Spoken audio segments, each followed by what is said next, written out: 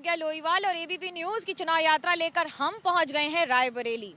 उत्तर प्रदेश का रायबरेली जिला वो जिला है जिसे 1858 में अंग्रेजों ने बनाया था उत्तर भारत के पहले कुछ जिलों में। तब से लेकर अब तक 19वीं सदी से लेकर 21वीं सदी तक इस जिले ने कई उतार चढ़ाव देखे हैं। भारत की पहली महिला प्रधानमंत्री इंदिरा गांधी ने अपनी लोकसभा की पहली जीत और पहली हार दोनों इसी जिले से चखी थी। वहीं दूसरी ओर कांग्रेस का परचम इस जिले से लगातार दशकों तक लहराता रहा है। फिरोज गांधी, इंदिरा गांधी और सन 2004 से सोनिया गांधी इसी लोकसभा सीट पर अपनी विजय हासिल करती रही हैं। केंद्र सरकार के कई सारे उम्दा उपक्रमों से इस जिले को बहुत बेनिफिट और फायदा रहा है, लेकिन हाल ही में कांग्रेस के विधायकों की संख्या सिर्फ कागज पर ही रह गई है। तो रायबरेली का जिला क्या अब भी है कांग्रेस का किला? जानिए मेरे साथ इस चुनाव यात्रा पर। रायबरेली का बब्बी होटल पिछले 4 दशकों से लोगों को चाय नाश्ते का स्वाद चखा रहा है। चाय के साथ लोगों से बात करेंगे, जो लोग यहाँ रहते हैं, जो यहाँ की राजनीति देखते हैं, समझते हैं, यहाँ के वोटर हैं, और जानने की कोशिश करेंगे उन लोगों से कि आखिरकार क्या है इस बार जनता की राय, क्या सोचती है इस बार की जनता और क्या होंगे उनके मुद्दे। आज के मुद्दे ये हैं कि ना बिजली है, ना सड़क है, और गाँव में किसानों के जो अन्ना जानवर हैं नुकसान कर रहे हैं, ना कहीं धान तौले जा रहे हैं, ना किसान को सही बीज मिल रहा, ना खाद मिल रहा। इतनी बदतर स्थिति जिसका कोई जवाब नहीं।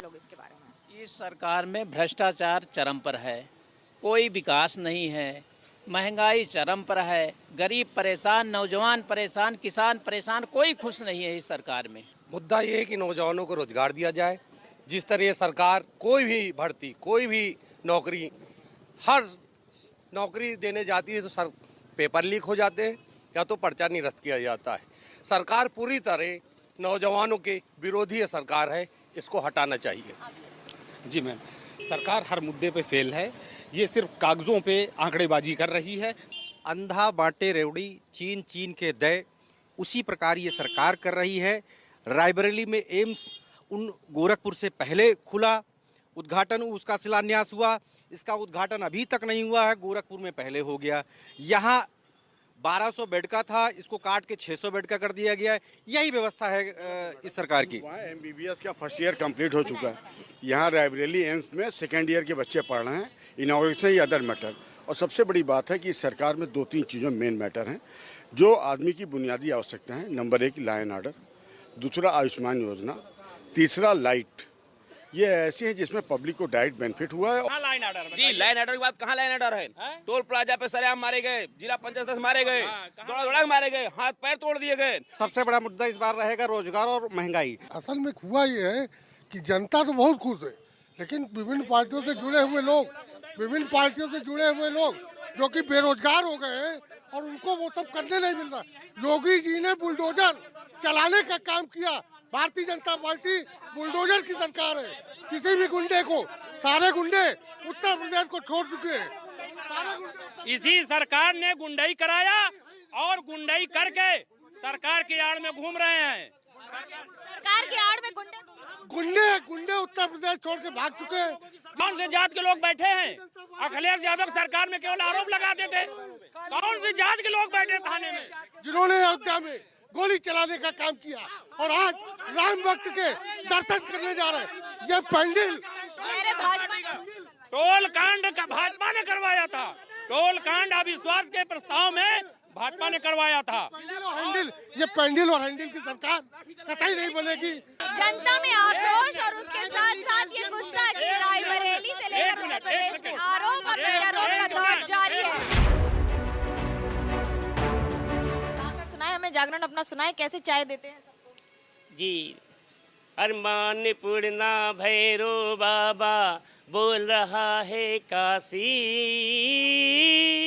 ओ बम बम बोल रहा है काशी। खाली भोले बाबा के लिए गाते हैं कि बाकी सबके लिए भी गाते हैं? सुनाइए। मुँह फेर जिधर देखूं, मुँह फेर जिधर देखूं, माँ तू ही नजर आए, माँ तू ही नजर आए। चाय में आपकी क्या खासियत होती है और पहले के मुकाबले अभी क्या मूल्य में कोई परिवर्तन आया है? जी मैम, पहले तो हम लोग 7 की बेचते हैं, अब 10 की बेचते हैं। अभी करीब 1-2 साल से तो महंगाई ज्यादा है। महंगाई बढ़ गई है, इसलिए जो जी। और क्या क्या का दाम बढ़ा है और कितना बढ़ा है? अभी मेन जिससे हमारे चाय है, ब्रेड पकौड़ा में पहले 10 का बेचता, 15 कर दूँ।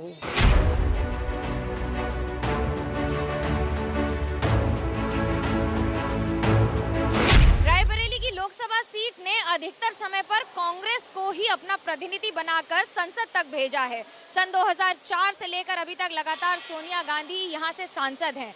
ऐसे में कई सारे सरकारी उपक्रम भी इस इलाके को मिले हैं, जैसे कि ये मॉडर्न कोच फैक्ट्री जिसका शिलान्यास सन 2008 में किया गया था, लेकिन उस समय तत्कालीन रेल मंत्री लालू प्रसाद यादव की भी भिड़ंत हो गई थी क्योंकि राज्य में सरकार मायावती की थी। हालांकि उस पूरी प्रक्रिया को पूरा करने में सन 2013 तक का समय लगा और ये फैक्ट्री पूरी तरह से सुचारू रूप से चालू हो गई। यूपीए के कार्यकाल के दौरान शुरू हुई इस फैक्ट्री के नियमानुसार 5000 लोगों को 1000 कोच बनाने के लिए रखा जाना था, लेकिन ऐसा हुआ नहीं। आज भी यहाँ पर संख्या कर्मचारियों की करीब 2200 है, लेकिन प्रोडक्शन दुगना हो चुका है, जिसमें कई सारे प्राइवेट एम्प्लॉयज़ को भी रखा गया है। यानी कि फिलहाल 2000 कोच का निर्माण हो रहा है इस पूरी कोच फैक्ट्री में। इसके चलते लोगों को शिकायत भी है तो लोग खुश भी हैं। कांग्रेस की ही देन है जो कि यहाँ पे रेल कोच फैक्ट्री लगी है, जिससे कि यहाँ के जो अगल बगल के लोग कार्य करने वाले हैं ये यहाँ पे कार्य कर रहे हैं, इसके कारण इनकी दाल रोटी चल रही है। अन्यथा यही लोग बाहर जाके कार्य करते थे। माता जी मेरी रेलवे में है, ये सोनिया जी की देन है। हम लोग इस रेल कोच फैक्ट्री में जॉब करते हैं। यहाँ रेल कोच कंपनी आने से हम लोगों को बहुत बहुत अच्छा है।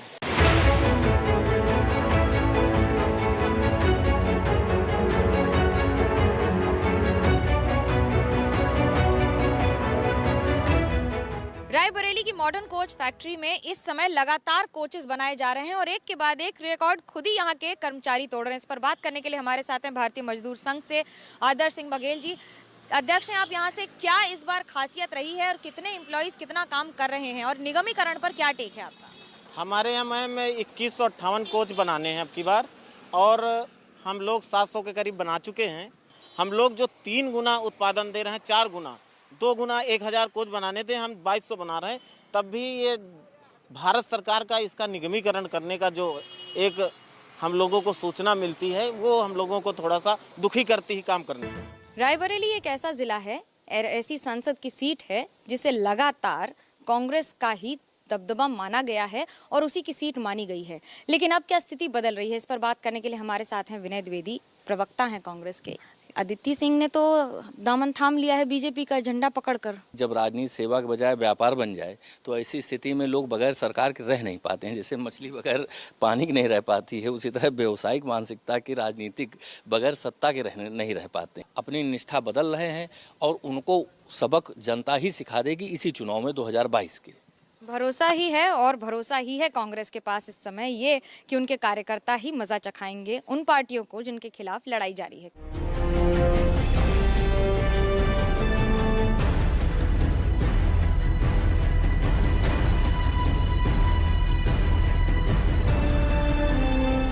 बीजेपी ने रायबरेली में लगातार जीत का एक के बाद एक सिलसिला बना लिया है, लेकिन क्या ये सिलसिला 2022 में भी जारी रहेगा? इस पर बात करने के लिए हमारे साथ हैं विधायक रामस्वरूप बछावत जी। कितना भरोसा है इस बार जीत का? क्या कांग्रेस के गढ़ में बीजेपी फिर से एक बार सेंध लगा पाई? देखिए, कांग्रेस के गढ़ में तो हमने 3 सीटें पिछली बार भी जीती थी और इस बार हम 6 सीटें जीतने जा रहे हैं। कांग्रेस कहती है कि आप धोखे से विधायकों को ले लेते हैं। उनके विधायक हैं, कागज पर अभी भी कांग्रेस के हैं, लेकिन झंडा बीजेपी का ले लिया है। लेकिन ना, ऐसा नहीं है। वे हमारी लोकप्रियता को देख करके सब बीजेपी की तरफ आ रहे हैं, कोई जबरदस्ती लिया नहीं गया है।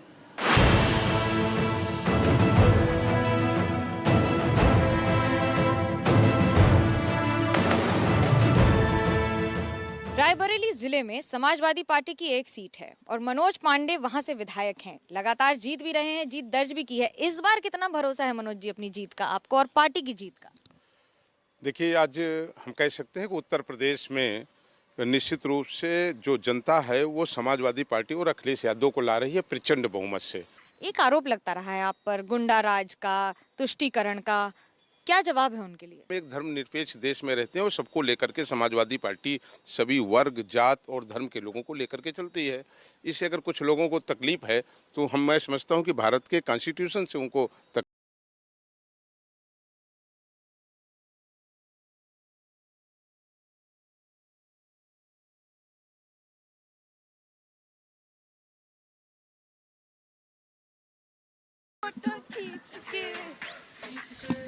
रायबरेली का अपना अंदाज, यानी कि युवाओं से बात करेंगे ये जानने के लिए कि युवाओं के दिल में क्या है, युवा क्या सोच रहे हैं और कैसे बदल रही है युवाओं की पीढ़ी रायबरेली में। ये बताइए, आप डांस करती हैं, सीखती हैं, कुछ बदला भी है उससे? यस मैम, माइंड फ्रेश होता है, डांस करने से मस्ती आती है और खुद के अंदर पॉजिटिविटी आती है। युवा पीढ़ी राजनीति में कितना इंटरेस्ट रखती है या वोट देने के पहले क्या सोचती है? ज़्यादा करती है ma'am, we will give vote, और हम लोगों को लगता भी है कि आपकी बार गवर्नमेंट सपोर्ट करेगी हम लोगों को। लड़कों से पूछते हैं क्या सोचते हैं आज के युवा इस बार के चुनाव के लिए? मैम, चुनाव के लिए इस बार तो मेरे ख्याल से महंगाई पे ये लोग ध्यान दें, महंगाई काफ़ी बढ़ रही है, तो महंगाई को इन लोगों को थोड़ा सा कंट्रोल करना चाहिए। और इस बार के लिए चुनाव के मुद्दे क्या होंगे? शिक्षा मैम, शिक्षा बहुत ज़रूरी है, बहुत ही रेयर है कि कोई ध्यान दे रहा हो इस पे। और हम लोग जिस पीढ़ी में हैं, जिस बेरोजगार की स्थिति में है, तो हम लोग को नौकरी की बहुत ज़रूरत है। गानों को अपने हिसाब से चलाते हैं और अपनी धुन में अपने ही सुर पर नाचते हैं। वोटर की तरह कह लीजिए या नेताओं को नचाने की बात कह लीजिए, लेकिन यही अंदाज है कि अपनी धुन पर, अपने सुर पर नाचने का, और इस बार नेताओं को भी शायद थोड़ा थोड़ा नचाने का। कैमरा पर्सन सूरज पांडे के साथ मनोज्ञा लोईवाल, रायबरेली, एबीपी न्यूज।